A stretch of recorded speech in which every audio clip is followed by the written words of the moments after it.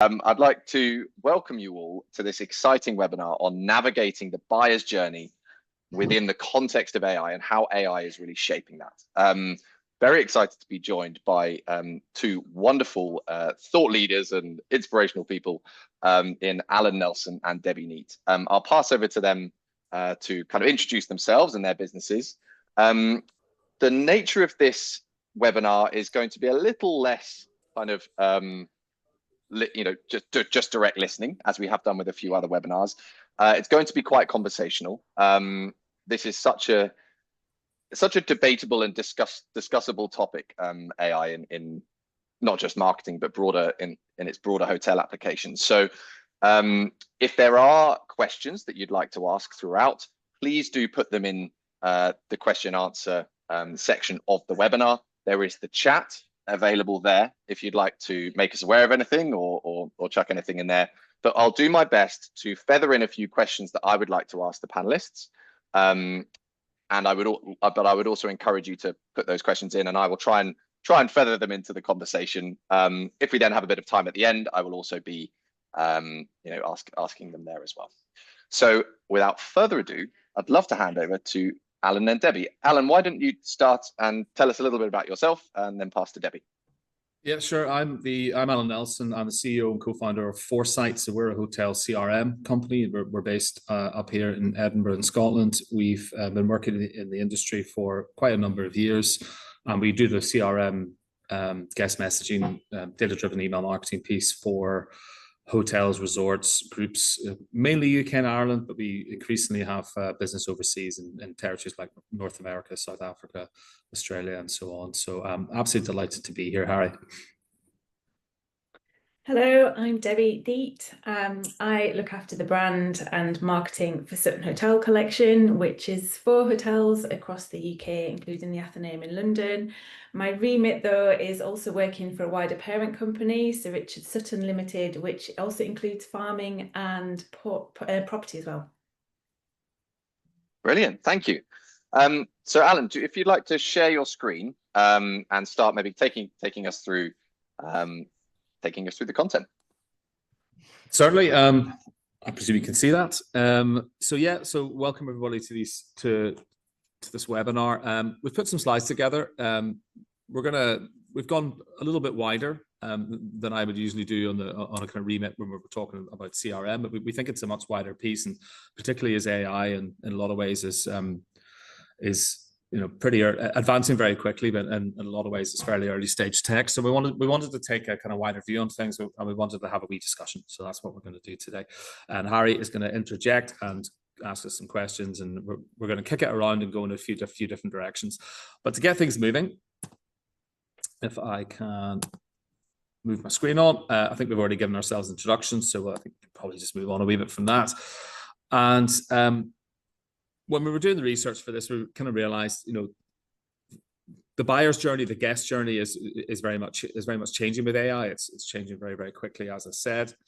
And when you think about the guest journey from a traditional perspective, you think about people doing their research, and that was traditionally. And when I say traditional, I'm old enough to remember when the internet was fairly early stage, but the internet's evolved quite a lot in terms of this fairly robust ecosystem now in terms of process, in terms of how guests will do their research, how they'll look through the search engines, they'll do word of mouth, they'll check reviews, they'll go through meta search, they'll obviously go through online travel agents, they'll research on online travel agents. When they get to the booking stage, there's various ways, distribution methods or booking methods for them to go through, whether that's direct or whether it's OTAs or whether it's even phone reservations and so on, particularly for some of the properties that we work with, maybe with the older demographic. Stuff that happens pre-arrival, comms, often more recently emails and texts, but obviously there's been phone calls back in the day. Guests have received fairly generic reservation confirmations. During the stay, there's obviously a lot of interaction with the hotel itself, with the people there at check and check out, but also some communications that can be sent around that. Things happen during the stay that the guests have to interact with the hotel both from a technology perspective but also from a people perspective. And then post stay, feedback is sought via surveys and so on that go out to customers, but also feedback is placed on the internet, TripAdvisor, Google, Booking.com, and so on, and that can also be gathered and used by the hotel as well. So there's all these traditional touch points, and we kind of looked at this and thought, well, this is kind of pre-AI. So what impact is AI having on this? What we're starting to see, and Debs can feel free to interject here as well. But what we're starting to see is at the research stage, there's still a lot of the same stuff that they used, but we're now seeing generative AI come into the picture. We're now seeing people using chatbots to do the research. We're now seeing search engines and so on powered by AI. Increasingly what these platforms can start to do is obviously offering personalized recommendations and doing these tailored searches based on the user that they see in front of them and what their likes and dislikes are, if they know the data points for those people. Obviously we now see AI being integrated into the booking side of things, whether that's through attribute-based booking, and whether it's even making suggestions to enhance the booking experience as well. So AI is creeping in there. Likewise on pre-arrival, obviously AI chatbots, but we're probably some of the first technology using AI it's a fairly, contained use case. It was the first type of technology to appear on the market. So whether that was products like thinking HiGiffy or Ask Suite or Quick Text, these chatbots can respond to guests 24/7. They never sleep. They never have to take a coffee break and so on. So you can see this technology starting to creep in, pre-arrival and during the stay. With again, digital concierge as well. Somebody's on site. It's stuff like contactless check-in and so on as well. So, can be AI powered. And then obviously in the post-stay side of things as well, the communications are getting better, they're getting cleverer, automated prompts are there to encourage that feedback, but also the AI can analyze the guest feedback in real time, and they can push it into the CRM, they can push it in front of the hotel and start to deliver those aggregation of guests to stay 10 times. They've complained about 3 things, but actually the AI will summarize that very nicely for me, and it makes my life a whole lot easier rather than having to sift through all of that data. So Debs, you may want to interject here. Yeah, well, I was just wondering, on this one, obviously there's lots of different areas where AI is influencing that. We've also got the generative piece, creating copy, creating assets, etc. Debbie, in your business, I guess first question of, where are you seeing a number of these elements find their way into your marketing processes, and also which of these areas, which do you feel that you most resonate with, or that has the most potential for your type of business? We are definitely preparing ourselves for AI and starting to adapt and change our strategy to take advantage of what AI is going to do and what we think how it will potentially disrupt our sector. So there are lots of things within this kind of new guest touchpoint diagram that we are starting to engage with. Live chat is one of the kind of quite simple ones that I think a lot of people are adopting on their website, but that is evolving now. So it isn't, and that is getting more intuitive in terms of responding to kind of guest questions, but that is now developing into WhatsApp, digital concierge through WhatsApp communications, integration with your property management system, which we're dabbling in, which will then target guests pre-stay with a WhatsApp, potentially target guests in stay with a WhatsApp. That is all kind of AI response driven. So we are working with that. We're working with it in one hotel and just about to start rolling out to the other hotels in the portfolio. And that could even stretch to that chatbot taking room service orders as well. So then it starts to influence not just the guest journey, but the operation as well. From a digital marketing perspective, there is a lot that we are starting to move towards, or certainly consider within our digital marketing strategy. So Performance Max for travel, that has been around for a couple of years now, but we are starting to invest more and more in that, giving Google potentially a little bit more control over our digital marketing budget. One word of caution I would say when you're looking at Performance Max for travel is it is one part of the digital marketing mix, and it is one channel. Google will present you results which make that channel look like it is performing phenomenally well, but I would always say it is part of the wider piece of your whole entire website performance. So don't look at it just as how Performance Max is performing, but overall. But we are definitely moving away from the traditional cost per click model into Performance Max from a digital marketing. Content-wise, I think this is probably one of the areas that is certainly evolving and evolving rapidly. We'll all have seen within search engine results that at the top of that results section now, Google will try to generate an AI response. How you get your direct website into that kind of block, that top block, is probably going to be challenging for hoteliers. So how do we do it? And we are certainly experimenting with content, blog content in particular, that is written not for SEO anymore, but more for AI generative results. That could be more Q&As, so structuring the content in a way you're asking a question, you're answering the question within your content. So effectively getting to the same end result, but it is structured in a different way. Obviously, we're using AI a little bit for copywriting, so I am going to be one of the person to put their hand up and say, yes, I have gone into ChatGPT, I have put in some content, I've asked it to help improve that tone for me. I've also used it to research and fact find as well, and I think when you've got writer's block and you're in marketing and you've got a deadline, it can sometimes help kickstart you. So we have used that. We have also been working quite a lot in our business on repositioning some of our hotels. We have developed a new tone of voice now, which would be very difficult for some of these AI chatbots to adopt. So we're exploring ways in which we can educate the chatbots to start to write in our new tone of voice. And that is very much at its early stages. It would have to be a paid for chatbot, not one of the free tools, but we are certainly looking at ways in which it can help us in our tone of voice as well. And I suppose quite relevant for Alan being on the call as well, we are, as I say, it's about the preparation. So we're looking at email marketing, and our kind of looking at interrogating our guest data is going to be even more important in a world that is kind of more AI driven. So we are moving our CRM solution at the moment.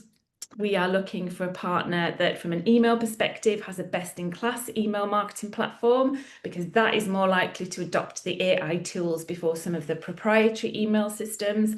And we're certainly on a proprietary email platform today where we're reliant upon the provider making those kind of updates, and alongside their data warehousing, also making their email platform updates, and they're slower to market. So we're preparing by moving out to Foresight, which is powered by .digital, because we think we'll be able to harness the benefits of AI quicker on a platform that is purely dedicated to kind of adding some of those tools in. So yes, quite a few things. Amazing. Yeah, just to comment on that, I think some of the tech that we're seeing coming out with .digital is quite interesting in terms of some of the content generation is now. ChatGPT, effectively OpenAI, has been integrated into some of the content blocks and so on. So what we're seeing is the AI tech starting to become embedded in tools that that our customers are using, that we're already using, and that is, we'll probably explore this later on, but that is very much the direction of travel. Is my expectation is that AI will gradually work its way in and be embedded into tools that people are familiar with, and vendors that are familiar and work extensively within the vertical markets like hotels for obvious reasons. So we're continually working with it and helping our customers, start to get their head around, start to use it. And those, chatbots are a good example, as well as that specific content generation within, say, email blocks or text blocks, where it's a very much a controlled environment. You're not just letting all your data loose into a large language model. You're very controlled, and it's quite a subjective thing as well, in that you can either like the text it does or not, or you can ask for a change. So it's not working with specific numbers effectively yet. So even though other AI does, but it's easier to deploy this type of technology faster, which is why we're seeing it appear on the market first. For sure. Fantastic. Well, lots of things I want to follow up on in future slides, and I've got a few, I think I tease us up nicely for the next bits, but thank you, guys. Okay, so a couple of things we looked at was what's interesting is on the right hand side we can see which major AI platforms are users going to? As expected, really. I think most at the moment are going towards ChatGPT, but others are using some of the other big tech AI platforms out there. And I think in some ways this kind of reminds me of the days of the early days of search. So Google, Yahoo, Alta Vista, Ask Jeeves, and various others that some of us may remember, that there was that bun fight for who's gonna end up winning that battle. Obviously, Google won it, but in this case, I think with AI, we're still very much in the trenches with this. We're still seeing who's going to emerge as the clear winner here. I mean, ChatGPT is obviously ahead at the moment, but there's a lot that's gonna turn and change.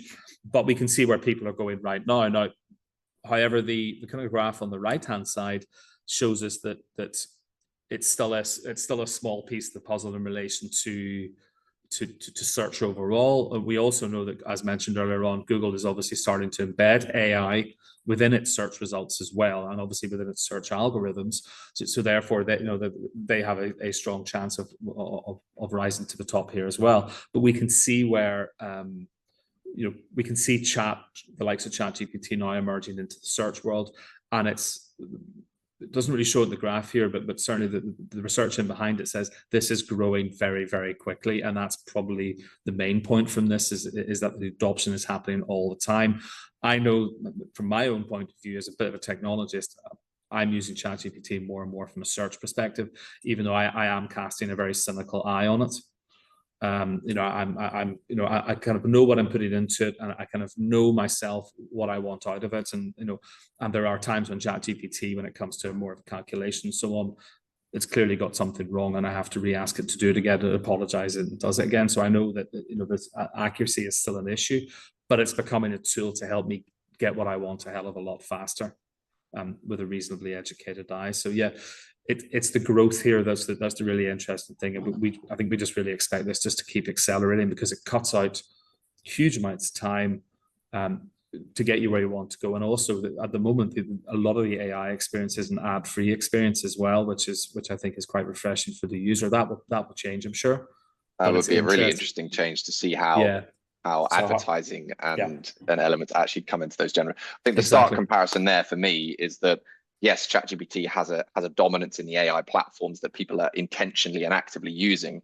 But if we just look at discovery in general, still a huge amount of it is search based, and Google naturally have so much dominance there. And yes, people will intentionally search through ChatGPT, but it's the footprint for Google to be able to deploy that AI element, that generative search result is so, they already have that footprint there. So the capabilities, or the ceiling, as I think is so high straight off the bat. Exactly. So we had a wee look at social media as well, and obviously, as we know, as I'm sure we all know, anecdotally, and for the work that we all do, younger generations are more likely to use it, and obviously, and these are the younger generations who are now coming into the into the age and stage where they are making purchasing decisions, where they are influencing purchasing decisions, making them properly, and they have larger budgets, hopefully, as time goes on, and they are going to be spending more and more at your hotel over the next number of years. So this is where they are living, and that's the really important thing is that this is where the younger generation are living, and we know that it's hugely AI influenced. Now, TikTok is not something I use at all, but obviously my kids use it, and they're hugely influenced by that. And I think, Debbie, we were discussing this yesterday, and I think you had some thoughts on what you're seeing from a hotel perspective about where guests are coming from in relation to social media. Yeah, I mean, I think, and it might come up in another question later on, but from a direct marketing perspective, and when we get onto kind of the impact it's having on brand, or the impact that AI is potentially having on your brand, I think certainly within the search space, your hotel brand name is definitely, it's been on the decline for quite some time. The advent of the OTAs and the rise in the different channels has seen naturally some of the brand searches drop in the search engines anyway. but it is growing in social media. So some of the younger generations are more likely to do that restaurant search in Instagram, and that's where they'll go and find their kind of restaurant. And at one point, I think it was probably only about 6 months ago, our digital agency came up with the stat that there were more searches for hotels in Cheltenham in TikTok than there were for hotels in Cheltenham in Google in 1 month. So it is changing. That search space is changing. Whilst Google is still very much the more dominant channel for searches, there is a younger generation that are starting, and they will just do all their searches from these platforms. And I think the interesting thing on that previous slide, the bit that was most, and it stood out to me, was the number of searches are, you know, likely to use social media over Google instead of Google. And it's not just like general social media adoption, it's instead of those typical channels. So yeah. Okay, so the way that I think a lot of people have been traditionally approaching AI is how am I going to use it at my hotel? What tools am I going to use as a hotel marketer to generate content, to segment it from a CRM perspective, to clean data, to segment data, to create content, to analyze what's happened, to make everything better.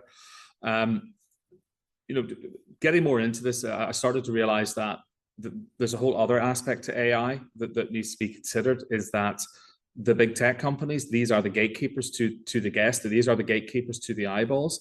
They're now deploying AI to filter effectively, to filter the most relevant stuff, which is a subjective term, the most relevant stuff to the user, to the guest. A very good example of it here is Apple Mail. Apple Mail update was deployed in December. Apple Mail now categorizes emails into 4 categories. It decides what those primary, transactions, updates, and promotional, and it decides which filter it will go into. It only works on the iPhone. The iPad's still the older system where you just see everything. Doesn't always get it right. And what I'm finding as a user is occasionally I'm missing important emails. But what it said to me was the messaging, the relevance, the segmentation, everything we're doing from a CRM perspective is going to have to get better. It's going to have to get better to get this through the filters and get it in front of the right eyeballs.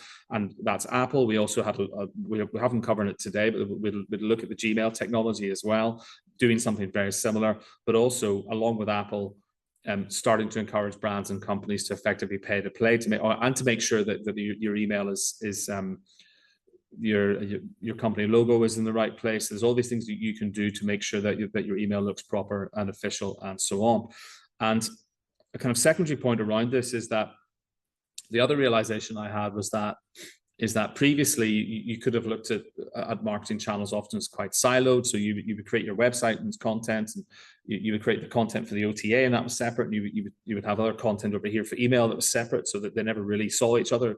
They probably should look all the same and feel the same, but we know that. But as far as Google was concerned, it was only mainly interested in the kind of the web content and what was going on in that effective vertical. Now the AI can look across the board.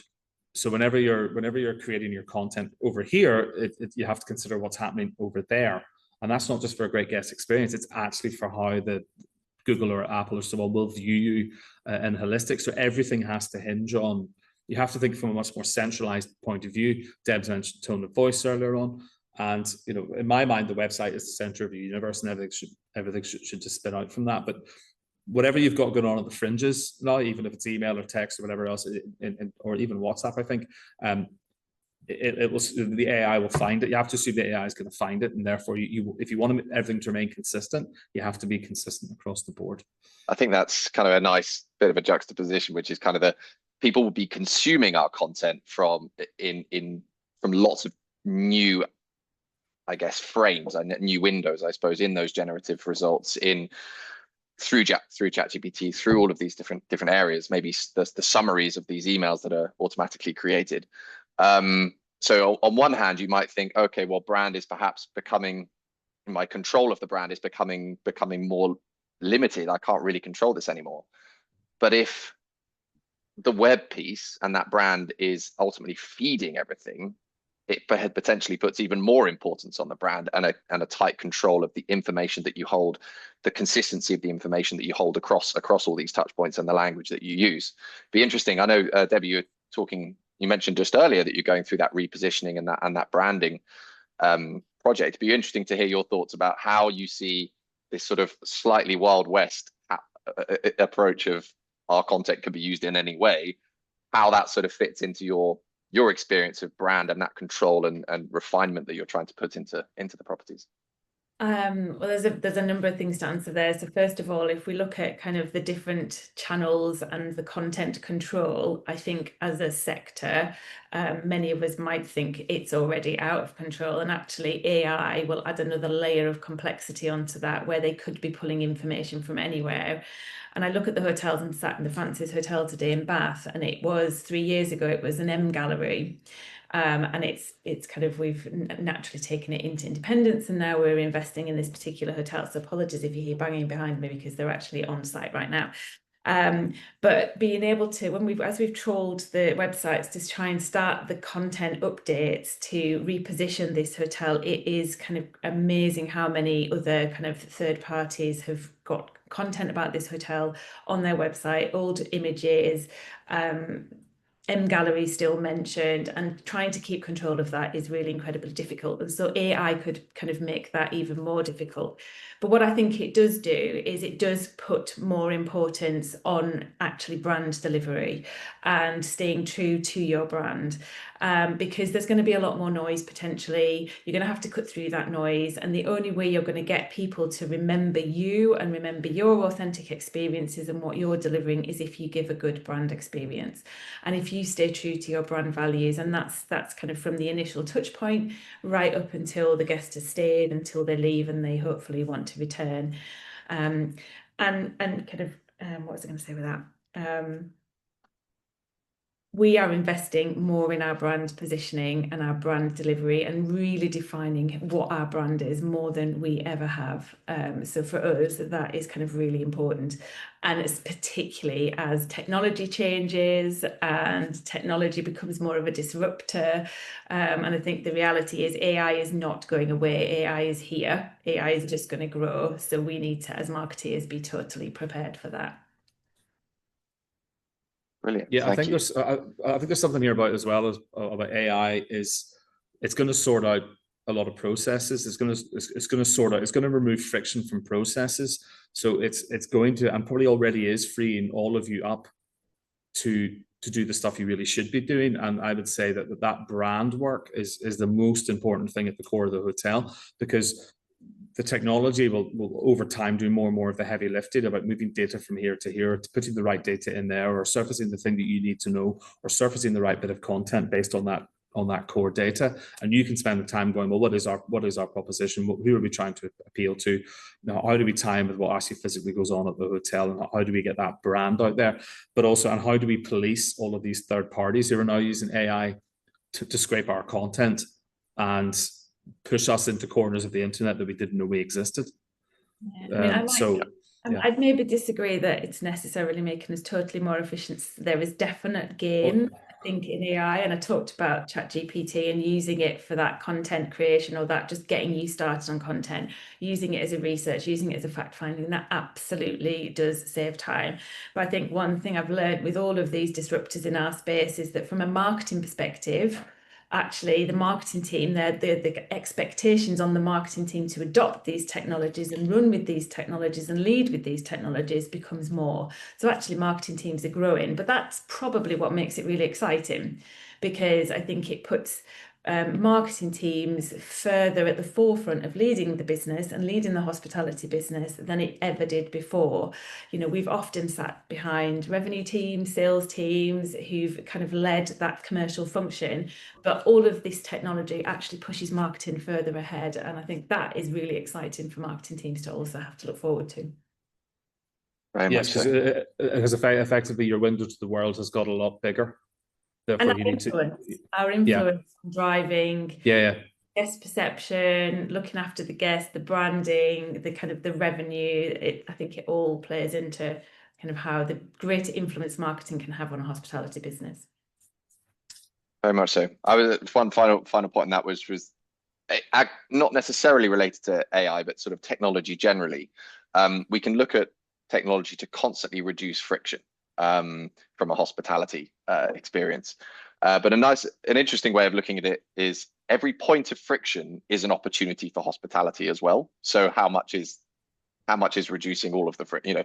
If we're reducing all the friction, we actually limit the ability to be hospitable. So that's just an interesting thought. So some friction is good.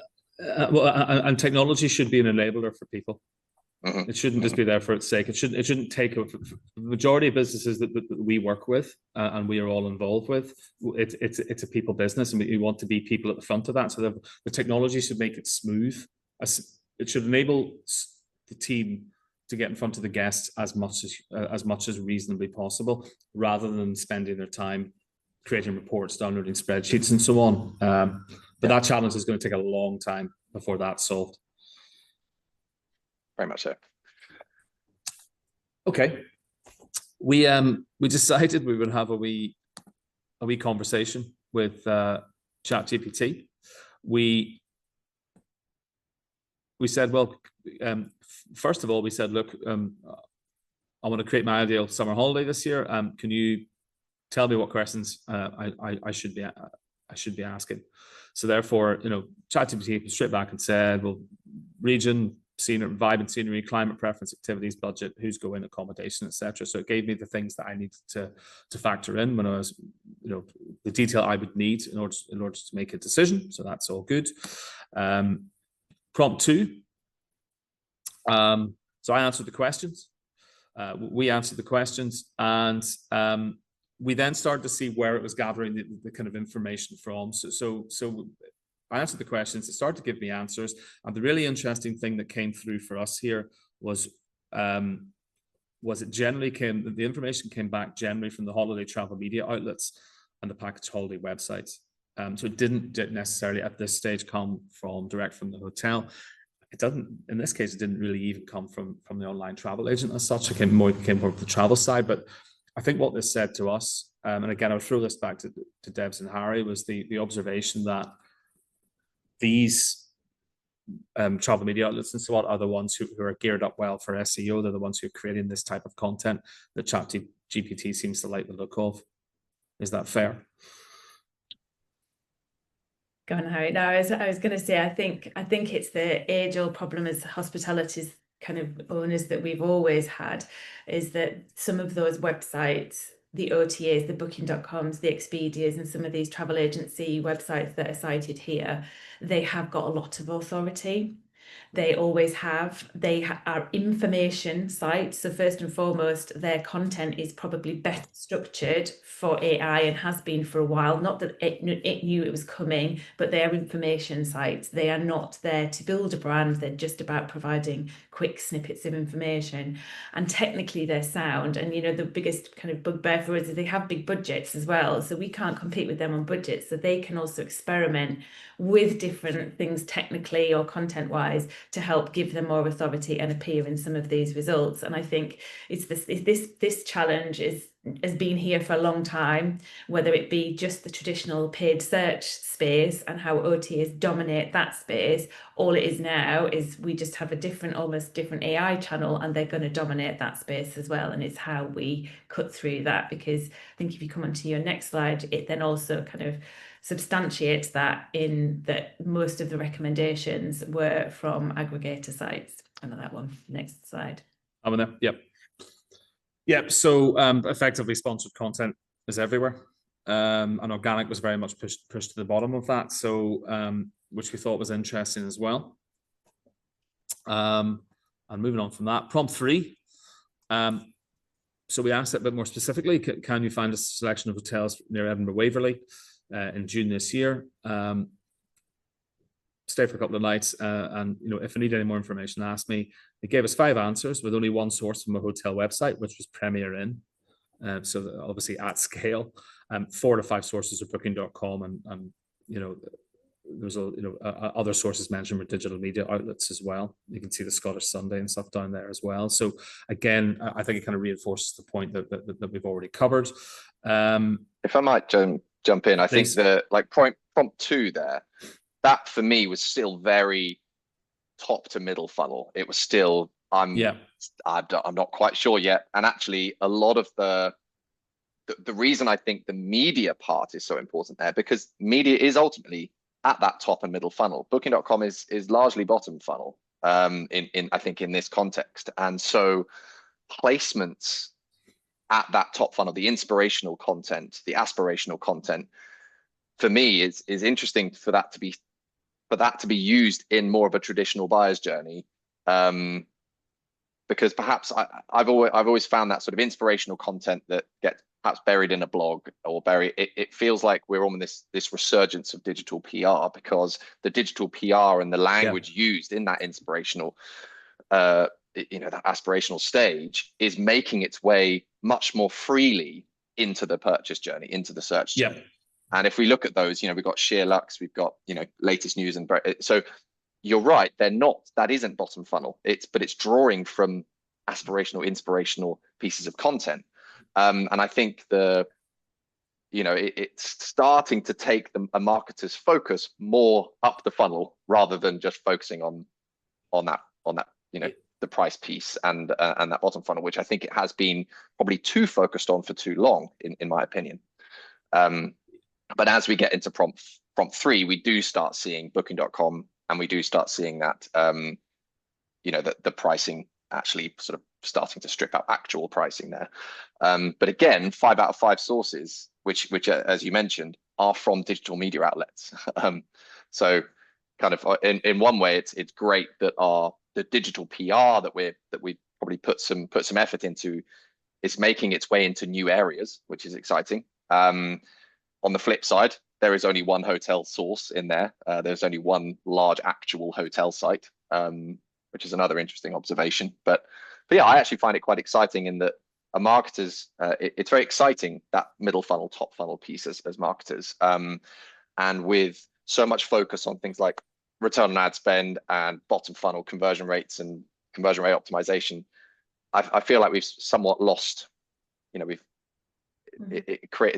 somehow lost some of our creativity sometimes, because we get beaten into this scientific methodology as opposed to perhaps this more inspirational, aspirational thing. I think ChatGPT, sorry, Deb, I think ChatGPT and generative AI at the moment is much more subjective, and I think it naturally sits better in that space at the moment. So generating that good content, it feels like in some way, SEO isn't my area of specialty, but I mean, it does feel like, generative engine optimization, GEO, feels like SEO on steroids in some ways. Some of those creative, practices are really coming to the fore at the moment in order to feed the large language models and to help you rise to the top. But I think, Harry, you mentioned about the resurgence, and you called it a resurgence of digital PR. And I can remember 5-6 years ago where the focus was on ensuring that your PR agency were very aligned to getting as much digital presence as they could, with specific links going back to your website, because that was where there was an SEO benefit as well for your kind of hotel website. And I think that it hadn't disappeared. I don't think digital PR disappeared. I think traditional print PR probably disappeared, and therefore digital was what everyone was achieving. So the PR was all fully focused on digital, but the focus has moved away, I think, from using PR as a search mechanism. And I think what this demonstrates is actually it is back, and it is really important for your digital marketing agency and your PR agency to collaborate together, to work on themes, work on content that is going to start to get you presence within some of these sites, because the PR sites still have got fantastic authority. They are still full of content, great, rich content, and that has never changed. And obviously without, one of the things we are working on, and Harry might be aware of, one of the things that we're working on as a brand within one of our hotels is the digital agency has scraped reviews or review feedback for the hotel across the channels using AI to then come up with some core themes that people are talking about the hotel, some very positive themes from reviews that we have scraped using AI. That has given us some topics that we can share with the PR agency to help inform their PR strategy. And so it's really integrating, kind of using that AI to pull out the themes, making sure that goes into our digital content strategy, but equally giving giving it to the PR agency to make sure that it informs the PR strategy and what we start to talk about from a PR perspective as well. And hopefully, we're at very early stages of this, but hopefully that will then start to kind of influence some of the rankings and some of where we're sitting in the digital space as well. How we attribute all of this is anyone's guess. Well, exactly. As I said earlier, you look at the entire channel, exactly. look at the entire performance and see where it's all coming from. I think there's an irony here as well in that if you as the marketer use ChatGPT or generative AI to generate all your content and just shove it out on the internet, the AI on the other side isn't going to like that. So the content needs to be probably human created and really as rich and as not personal, but as rich and as unique as possible. So using the machine to feed the machine actually isn't going to work. So again, it again shows that importance of the marketing department, of a good solid marketing department with the right talent in it that is generating the content and allowing that to be distributed all over the world or used all over the internet. So yes, we finally got into the next level. So we asked them to book a previously suggested hotel in Edinburgh, and then it gave us images and suggestions for the booking. So we really had to drill into it before we actually got the hotel itself, because we basically had to ask for it, which was in this case the Brewdog Hotel, Doghouse Hotel in Edinburgh. And again, it gave us the official website, but it also gave us the other links as well. And then it gave us some information, I think mainly scraped from booking.com, about or possibly the website, I'm not sure, again from the hotel itself and about the hotel. Again, what I found with working with ChatGPT recently is that it's very much working as an agent. It's continually saying, would you like to know more? Would you like me to build this for you? Would you like me to suggest that for you? Have you thought about X, Y, and Z? It's not just passively giving an answer to the user, it's actually suggesting the next step. So it's bringing the users through a series of a kind of series of prompts, breadcrumbs almost, to get the user to where it thinks it wants to be. Okay, and again, one last. Again, this is just drilling in again. Is there more benefit if I book from the Brewdog website? Again, should I book direct? Basically, yes, it has given that answer. So it's picked up that content, picked up the idea and said, yes, you should do that. However, interestingly, it has said, well, you may still want to consider booking.com if you're a Genius member and the free cancellation. So again, marketers are going to need to bear that in mind. You're going to, again, continually have the counter, to why shouldn't I book with the OTAs in your own content? Okay. So yeah, so how can hoteliers adapt to this? We'll have a look at this as well. Hoteliers are adapting to it. I think it's fair to say. I think Deb's hinted that earlier on. There's a fairly large percentage of social marketers who are using AI applications for various things across social media, whether that's the obvious stuff we've mentioned earlier on, is the editing, refining text, producing new text. It's text, a lot of it's text, but a lot of it's also brainstorming and developing new ideas. I think, Debs, we talked about that as well, as it's really, really good for brain fog. I think we all know that. I mean, I use it, for all sorts of stuff in the business, and that can come down to business strategy. It can come down to investment, consider questions. What do I need to ask these people? I'm doing slides in this presentation. I'm doing a presentation, doing a talk on this theme. Give me a slide structure. I can look at it and go, those slides are good, those aren't so good. I'll change that around and move that around, but it helps me get to where I am faster. They're obviously using it more and more for editing and modifying images, even though I would say we all probably know when something's been AI generated from an image perspective. So, and it never comes across that well. Sometimes you can get the tone wrong there, so you need to be careful with that. So yeah, and any comment from Debs or Harry on that? I think so Debbie, you mentioned the revising text piece, that growth there. I find there's always this balance between wanting to almost actively come across as human, and so therefore try not to put as much as to put it through AI, because I feel like unless you've queued up a huge amount of prompting towards tone of voice, it ends up putting the colons where they're normally colons, and doing that. You follow a very similar structure, and from a content perspective, you can start to clock it. So in a way, part of me is thinking I'll use it for the inspiration and the research piece, and then be as human, as fallible, and as unstructured as possible, to almost demonstrate the fact that it was almost human generated. So I find it's an interesting confliction, I guess, in my approach to the revising of text, because you can be quite authentic, and then you can almost move away from the authenticity sometimes.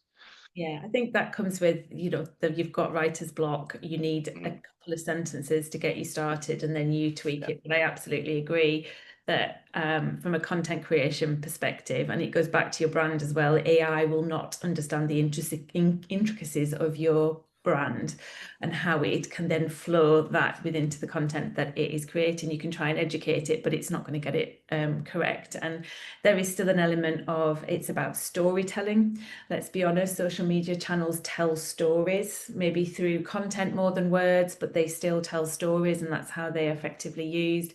And if you want to tell your own genuine stories, then only a human can do that, not necessarily kind of an AI machine. And if I look at the brand positioning that we're creating for the hotel I'm sitting in today, it is about being connected to the local community, about understanding what is in Bath that the regular visitor or the regular resident wouldn't necessarily know about.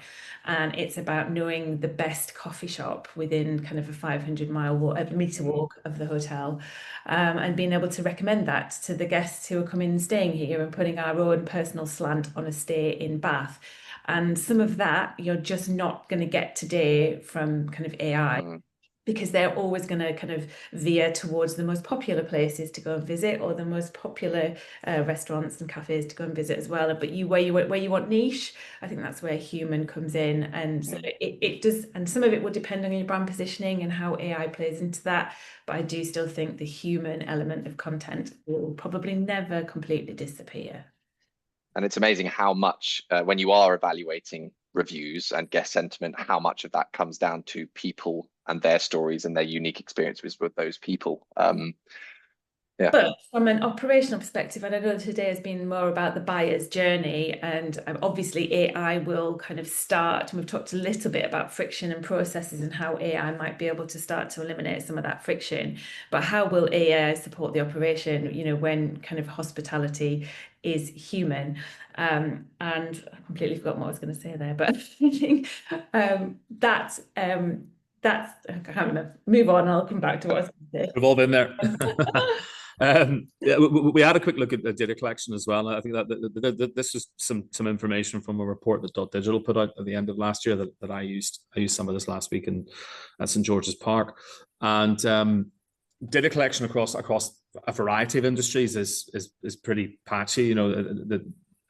There's a lot of work to be done by businesses to be collecting the right data they need for personalization and ultimately need for the AI. And there's even more work needing to be done to actually use the information. In the case of travel and tourism, 23.5% are collecting the appropriate data that they need for guest personalization, but actually only 4% are actually using it. So that there's a huge gap to be filled there. There's a huge opportunity to really follow what some of the best practitioners in the industry are doing, capture the right data, and then use it and deploy it as you do that, the guest personalization. To basically, what do you feel some of the reasons behind that? Do you feel it's kind of the data silos and the fact that we have such a fragmented tech stack? Do you think it's the technology itself and not capable of doing these sorts of things? Where do you see the kind of the pitfalls, I guess? I think fragmentation is the first word I would come up with. I think the hotel industry, I've said this before, but the hotel industry has been around for a very long time, and the systems that have evolved to solve a lot of its problems have been around for a very long time. And a lot of those systems do specific things, whether that's manage the property, whether that's channel management, whether that's CRM, whatever. And data sits in different silos, and it actually moves between silos. So data repeats. The guest profile can move between different systems. Therefore, that gives duplication issues. It gets degradation issues. Some of the processes moving that data can be quite challenging. I think Debs and I worked on a project a few years ago for a fairly well-known Scottish group where we kind of re-engineered the whole CRM from the ground up in terms of, well, how are we feeding this? What are the processes that are needed on the properties to get the right level of data into the system? and then so we can use that properly. So it's not a magic wand. It does take a bit of planning, but when you get it right, I mean, I think Deb's, we know that we ended up with several 100,000 usable, marketable guest profiles, and that it was generating a consistent 6 figures worth of business over time. So it can be done, but you just in the hotel industry, we often just have to work with a lot of technology that has either been inherited or is just part of the industry. Again, it will get better, but it won't be as fast as e-commerce, because that's a much more newer industry. Just more disjointed. There's just more pieces of the puzzle. Yeah.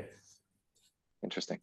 And there is an element of it. We are still, reliant on our humans to help us capture data as well, and that's easy. And when you look at your PMS data and you look at how accurate it is and how much you've managed to capture, that's where your personalization could take off if you capture more data and it goes in the PMS. But as an industry, we are not necessarily great at doing that still.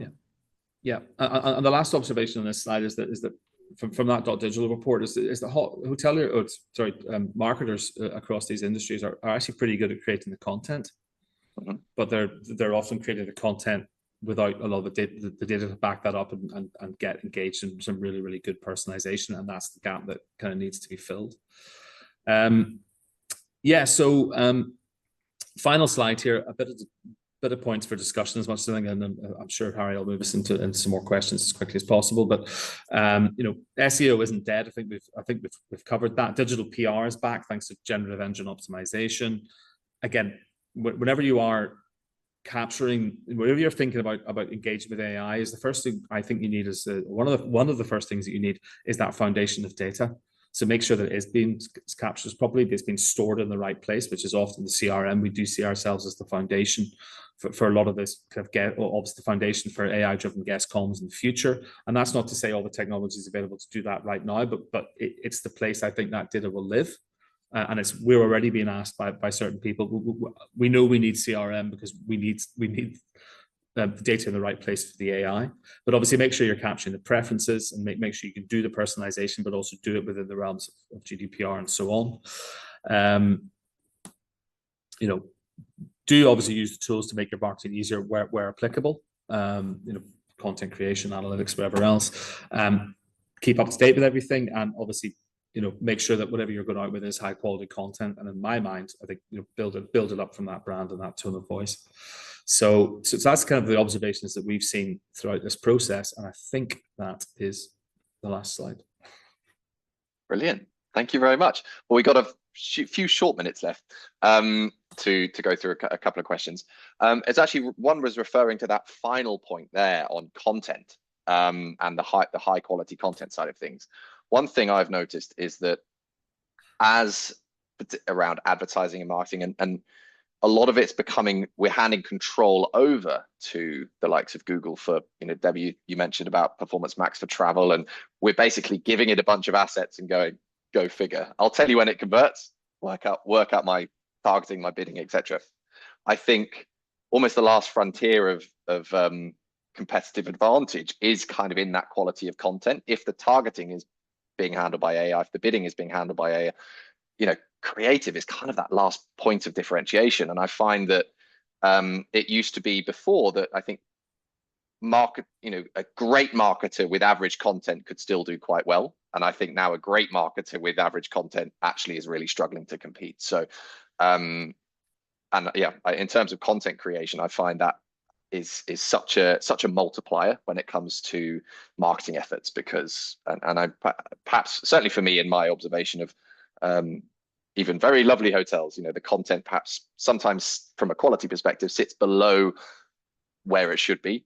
Obviously as AI is drawing from this central pool on the website and social, that pool is going to need to be your best foot forward. So just an observation on the content piece.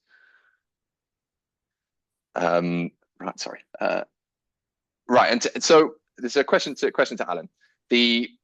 We spoke a bit about the data structuring, and actually being our responsibility is to have a well-connected, well-structured system.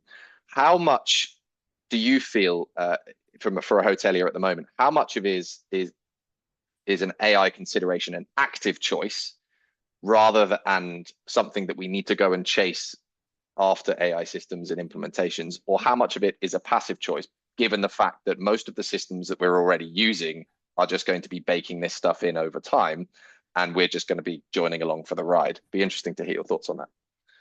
I think it's probably a bit of both, and I think I think some hoteliers will move faster than others. Some will go and play with the new toys. Some will obviously will have used ChatGPT a lot. Others will be less so. Others will follow rather than lead. I think consideration, when you start to think about the data that we handle as an example, so we're well established in the industry. We have our processes, our structures, our ISO accreditations. We have the credibility and trust in the market. So giving us your data comes with a certain amount of caveats that we have to look after it properly. So I don't see a hotel marketer just deciding to spin up any old CRM or write something with AI and just shove data into it. It's not, they're not going to be allowed to do that as much as anything else. So I think there is and also if new applications come on the market with vendors who have no experience of this particular industry, it just takes them longer to get that experience. So those things to me point to say, look, a lot of the vendors will work out these problems to start to bake this tech in, and they'll bake it into technology that you're used to using, into processes that you're used to running, and over time it will improve the experience. Now, that's not to say that something will come along where you say, okay, I'm just going to use that new bit of tech because it's amazing. But there are these other considerations that have to go into it as well. And I think AI is interesting itself, even from a deployment and a vendor point of view. I was at a tech event recently where there was some discussion about it, saying that 70 to 80% of large language model implementations fail. They just don't work, or so therefore you have to be very specific and careful when you're setting up a large language model to do a certain job in a certain industry, because it might not work. And if you get it wrong, cost runs away with you. Data security, obviously, and data accuracy is an issue as well. So kind of like when the internet arrived, when search was in its younger form, when mobile arrived, it just takes time for technologists to work their way through it, working with their customers to say, what do you like, what do you not like, and how are we going to solve these problems together? I don't see it happening in isolation for a hotelier to suddenly find, Google have released a whole bunch of tools, I'm just going to pile into them, forget what I've currently got. It's not going to happen. Interesting.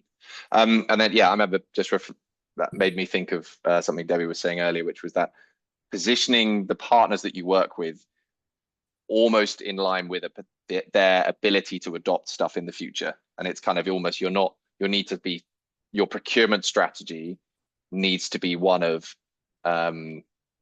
potential as opposed to the features that you're buying now, which is kind of an interesting one because it's today and tomorrow. It's a little bit of crystal ball gazing. It's probably educating yourself in how, in what you think your needs of the hotel are going to be in the future, and can I work with this vendor now, but also will this vendor be able to do this in the future, and are they also talking to the right systems? Because there is, as much as the occasional company tries to sell an all-in-one solution, they haven't really stuck in the industry. Everyone's going to have to play well with each other, because we solve some pretty deep problems in terms of what we do. So therefore, and booking engines to solve their problems and PMS to solve theirs. So they have to play well together. Amazing. Well, that is all we have time for today. But thank you so much, Debbie. Thank you so much, Alan, for that really interesting conversation. The recording has been made. Everything will be shared with everybody afterwards. Please do connect with these guys on LinkedIn. I certainly learn a lot from them, and we really look forward to seeing you hopefully on the next webinar. We will follow up, as I said, with a pack with recordings, and if you'd like to ask any questions, either go through those email channels with various contact details there, or go through LinkedIn, as I said. But thank you again, and we'll see you on the next one. Thank you, Harry. Thank you. Cheers. Thanks, Harry. Cheers. Bye.